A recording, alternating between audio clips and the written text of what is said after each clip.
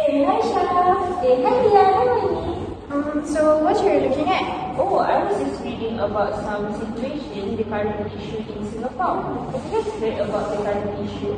Oh yeah, I heard something about that too. It's same here. It's all over social media, right?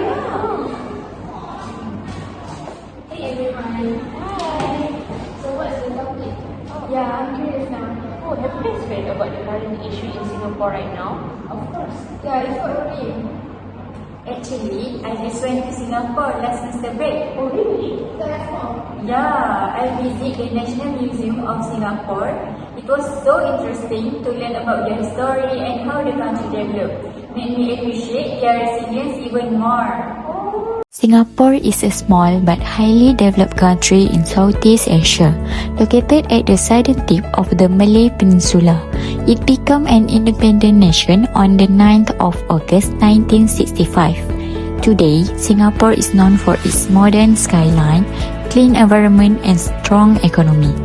Socially, Singapore is well organized and safe, with efficient public transport and a high quality of life. Despite its size, Singapore is rich in culture and diversity. Chinese, Malay, Indian and other communities live together peacefully and shaping a strong multicultural identity. Singapore continues to stand as a global city built on economic strength, social stability and cultural harmony.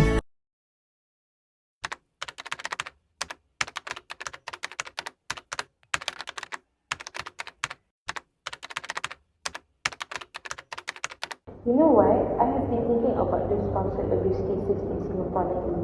It's really heartbreaking to see how many people suffer in silence. I saw something about that too. It's so complicated because victims often don't know where to turn or even feel too scared to speak up. Yeah, I wonder if there is enough support services or awareness to break the silence. You know what? I came across a news about this issue. Really? Do you still have the video? Yes, let's watch it together. Good evening, everyone. In a recent case reported in August 2025, a woman identified only as Madam Anna shared her harrowing experience of spousal abuse that began before her marriage. Initially subjected to degrading insults and mocked for coming from a broken family, Madam Anna was later physically assaulted by her then boyfriend. The abuse continued after their marriage, during which they had 2 children. Speaking to the Sunday Times in July, Madam Anna, who is in her 30s, revealed the emotional toll of the abuse, stating, "He said I didn't have a life of my own. He said by giving me children, he gave me a good life. He said these things until I hated myself." This case highlights the ongoing challenges faced by many victims and underscores the critical importance of support and intervention services. After analyzing the data, it reveals a consistent increase in spousal abuse cases in recent years.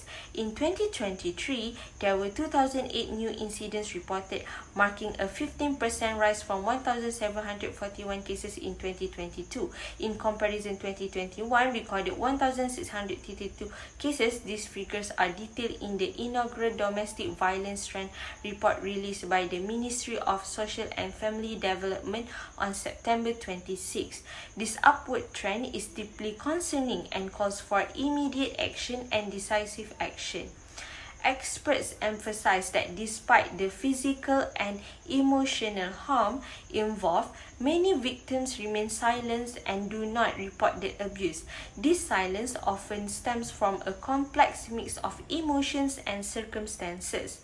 Some victims feel ashamed or fear judgment from others, while others worry about the financial impact of or the well-being of their children if the relationship ends. Additionally, many hesitate to report because they do not want to involve the abuser with the law or hope the relationship can still be safe. These factors contribute to the victims keeping their suffering hidden, highlighting the urgent need for increased awareness, support, and safe options to encourage those affected to come forward and seek help. That was powerful. It really opened my eyes to how many layers there are to this issue. Agreed. Speaking of which, I have a video about some regional security issues that has been making wave. Want to see? Yeah, definitely. Let's keep going. In today's news, Singapore is facing a major cybersecurity breach at SingHealth, the country's largest healthcare group. Hackers have reportedly stolen the personal data of 1.5 million patients, including the medical record of Prime Minister Lee Hsien Loong. The information taken includes names, national identity numbers, addresses, and the medication details. Authorities are investigating the incident, which has raised a serious concern about data privacy and the vulnerability of national system to cyber attack. This serves as a reminder that even highly secure nations must treat cybersecurity as a top priority in the digital age. That's all from me on security in Singapore. That was intense, right? Now look, there's something about political change that might affect all the people in Singapore. Good morning. About the recent news, Singaporeans were shocked by the news of the former Transport Minister Subramaniam Iswaran, 62, was convicted of receiving gifts while in office after he pleaded guilty before a local court. He has served as a Singaporean politician for 13 years from May 2011 until his resignation in January 2024. Charge sheets released by the prosecutors revealed allegations that he was gifted more than 160,000 Singapore dollar worth of flights, hotel stay, and Grand Prix tickets in exchange for advancing property tycoon Ong Beng Seng's business interests.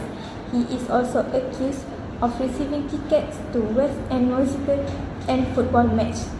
The accused also admitted to 30 other charges under 165 of Penal Code and gave his consent for these charges to be taken into the consideration for sentencing. He then was sentenced to a year in prison for the corruption case. Many Singaporeans were shocked to discover about these corruption cases. After almost 50 years, he was the first Singaporean minister that was jailed after he admitted to his misdemeanors in a court hearing. Since everyone is sharing the video, I also got one too.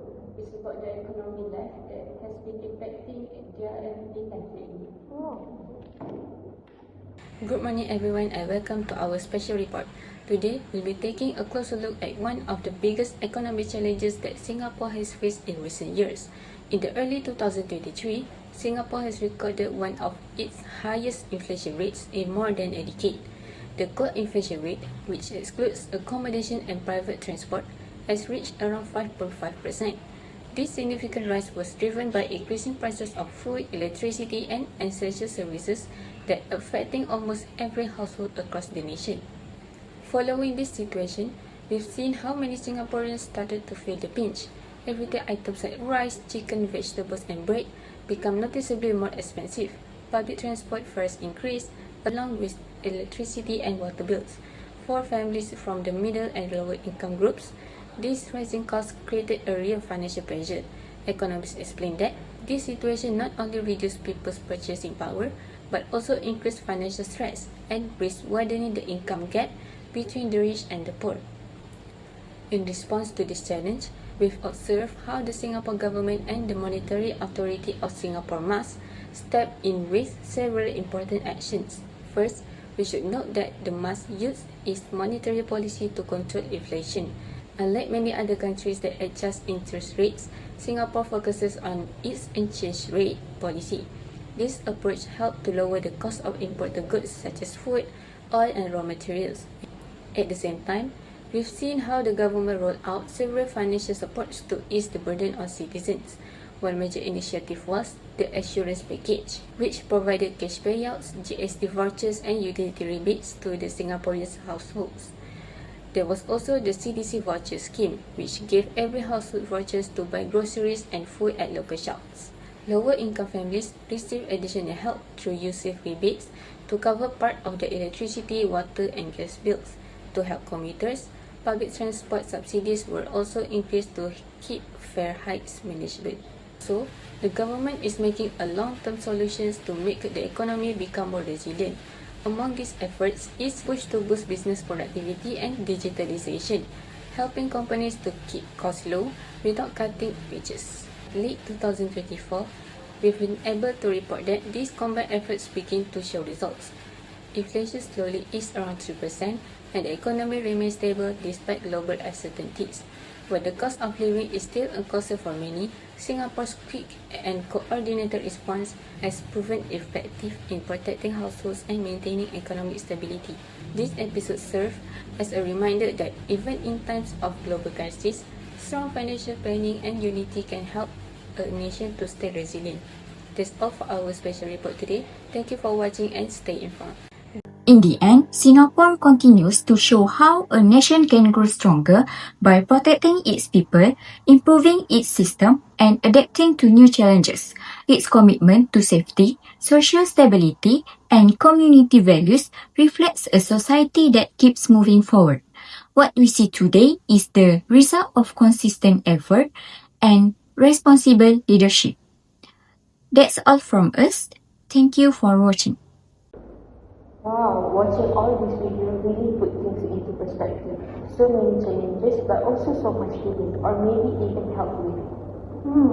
It's like each issue is connected in the same way. It makes me want to stay informed and involved. Oh, same here. Thanks for sharing all this. It's really eye-opening.